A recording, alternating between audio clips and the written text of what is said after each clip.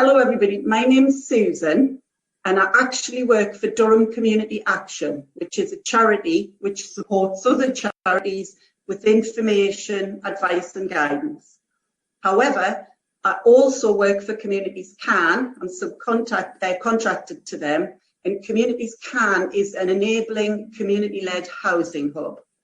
So I'm going to give a brief introduction to community-led housing.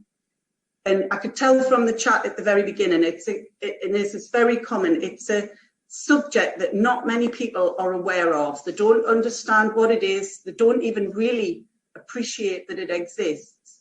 But actually, there's some really good and interesting projects all over the country, and they're doing incredibly well. Sometimes they've done well where the private sector's failed. Sometimes they've done well where the local authorities failed. Sometimes they work hand in hand with the local authority. As we say, we've got Andrea on today. I found South Tyneside very supportive. The key thing about it is, though, it's not driven by profit, and it's designed by people that care for the community. So that sounds like it sits very much with the ethos of your group. So Communities Can actually covers 7 local authorities. They've all signed up to a commitment to support community-led housing in their area, and it's the 7 usual suspects that you'd expect in this area of the local authorities. Now that covers 40 projects, one of which at the moment is in South Tyneside. I think Durham and Northumberland are leading the way, but you'd expect that because the bigger councils. And it actually represents 550 community homes.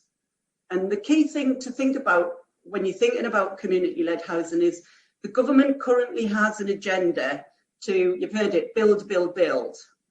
And community-led housing just gives communities a chance to think about what that might look like and input into the designs, and with the aim of to create an inspiring place to live, a bit more diversity in the housing stock. And a key part of it is to create a sense of community for where people live. So people often ask, well, what is community-led housing? How would you define it? Well, although I said it's a relatively new way, it has been around for about 20 years, and it's seen quite a significant growth. And the reason for that is there's been quite a lot of government support available up until the pandemic, at which point it has fallen through the force slightly, but we do feel like that will change again in the future, although it's a little bit of a barren period as far as funding is concerned at the moment. The definition is it's set up by local people to address a housing need in their community. So whatever they identify that need might be for older people, for accessible housing, it might be family housing.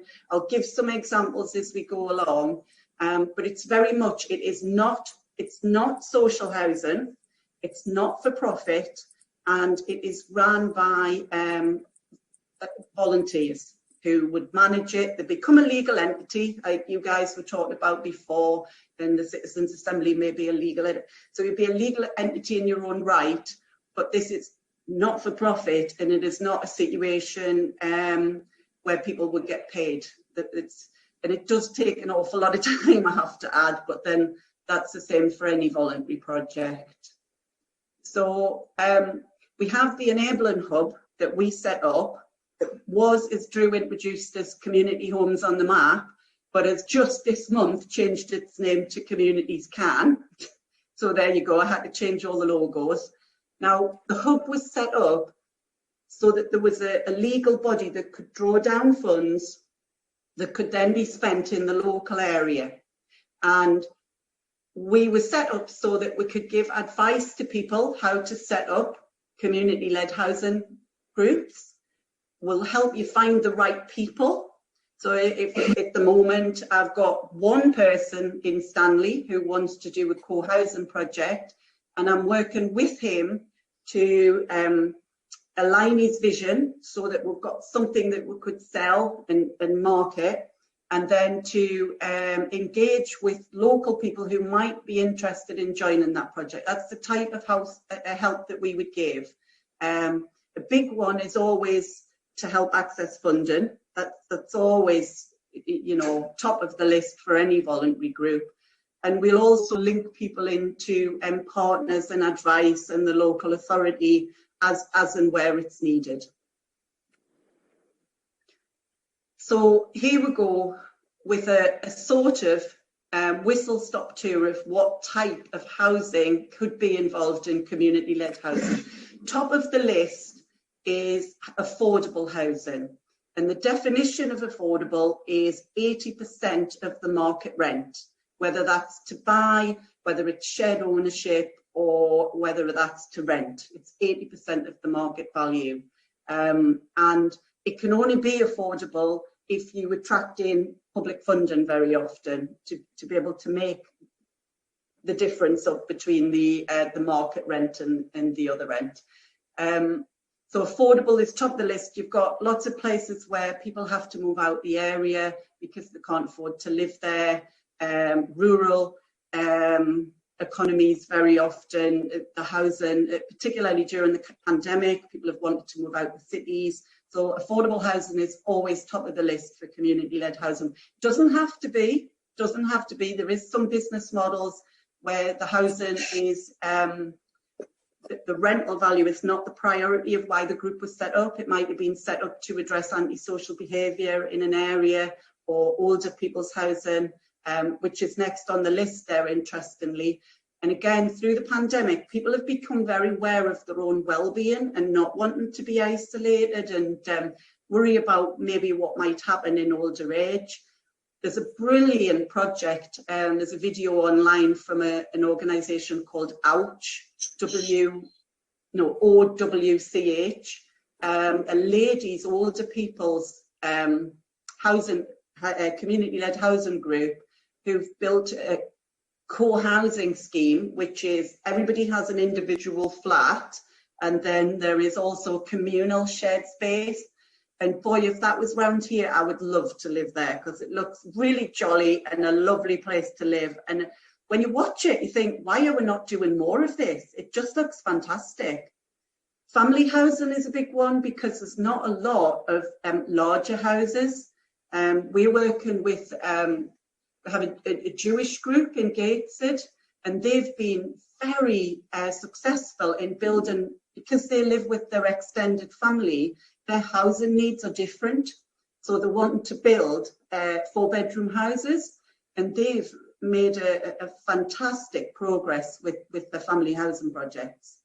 Accessible housing, this is all this, you know, whether that's just bungalows for older people with, you know, ramps or low entry points and wider doors, or we've also got one for actually housing for people who have more severe disabilities. We have a project that's specifically trying to design houses from the outset that are designed for people with disabilities, because changing the design of the house once it's built and making the doors wider or putting wet rooms in is quite expensive and difficult. So they're setting out as a group in Bishop Auckland that's building houses for adults with disabilities, young adults, leaving the parents' home and wanting somewhere suitable to live. Co-housing we've talked about there, that's quite common in community-led housing. A group of people get together, they have their own house, their own unit to live in, but they have also shared facilities, shared gardens, a shared kitchen, maybe space where they come together, community rooms. Empty homes projects, these are quite common. Or it could also be in an area where you have poor quality private rented houses, that community groups have been seen to come together to purchase these type of houses, improve the quality of them, and then rent or sell them on to the local community. And there's always something written into the deeds. So if public money has been used to to do these schemes, then it's always written into the houses deeds that it stays with the community for perpetuity. So you can sell it, but you can only ever sell it at the rent or with the certain covenants that have been agreed at the beginning or written in at the very beginning to the deeds.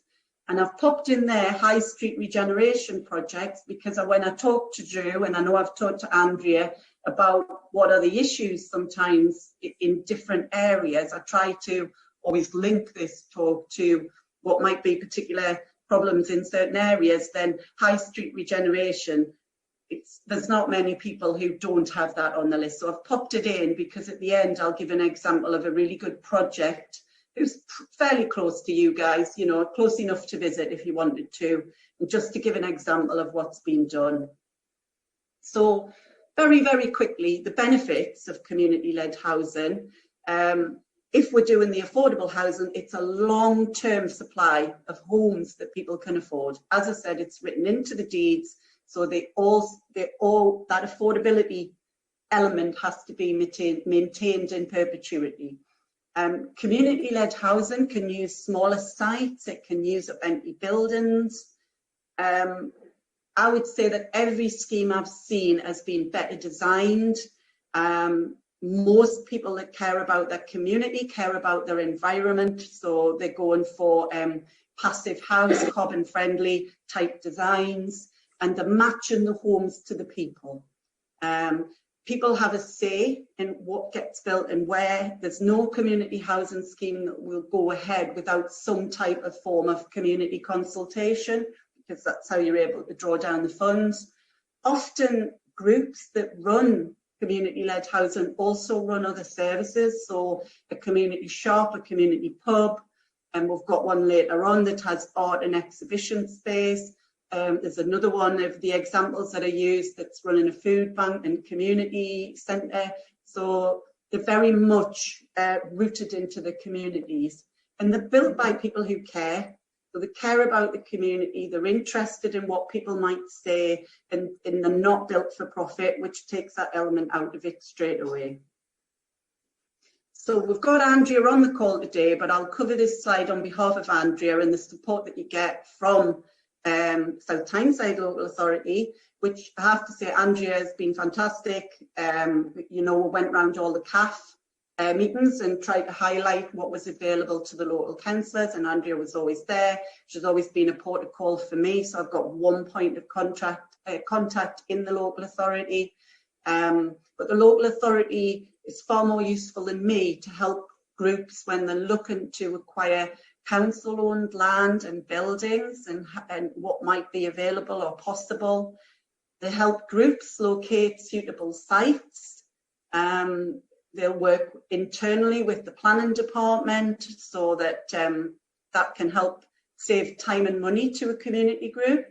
They'll liaise internally with all the mysteries of what happens when it goes to planning and highways and the other departments, and they will do that on behalf of the community-led housing group, which is a huge benefit, because this can become quite a technical subject. So having a friend that you can call in the local authority that's going to support and understand your group is very, very useful.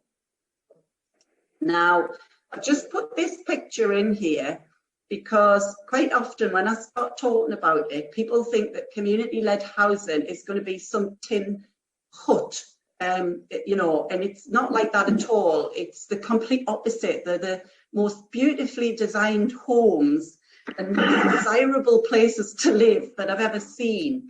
They're incredible. They look beautiful. I wish we had more like this in our area. So I just wanted to use this slide to inspire anybody.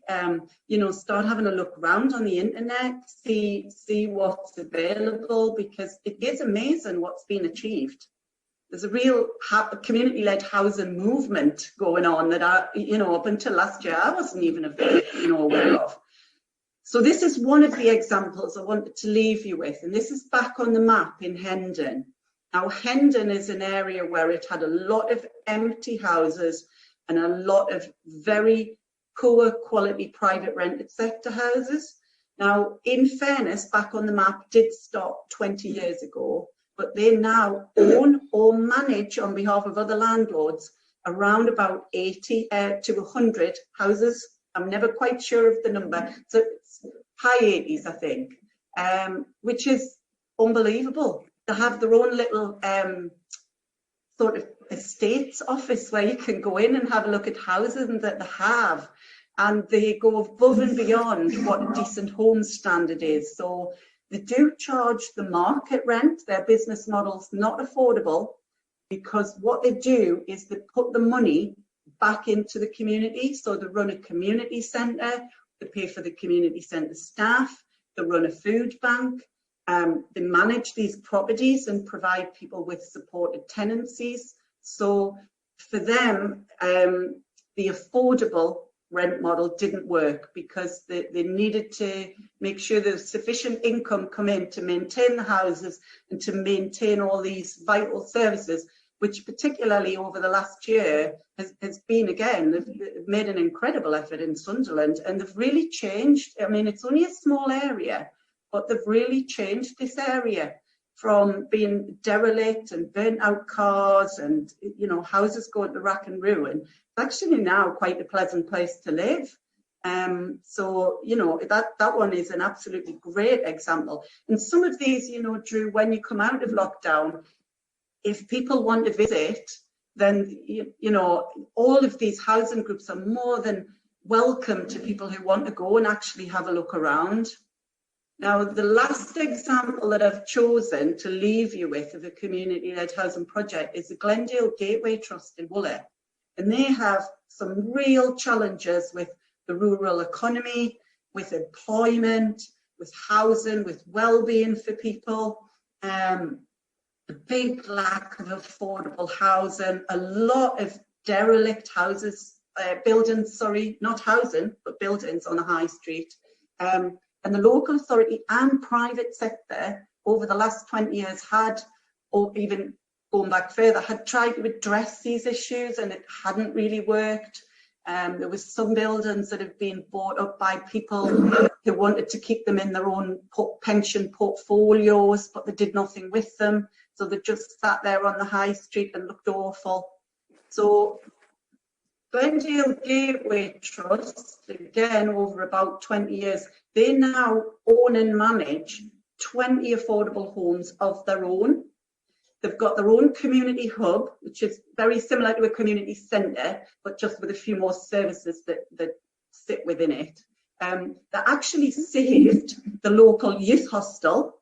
They came together, they used money that was coming in from the houses to support the projects, and they've bought some buildings on the local high street, and they've got flats above, and underneath they've got a cafe with exhibition space.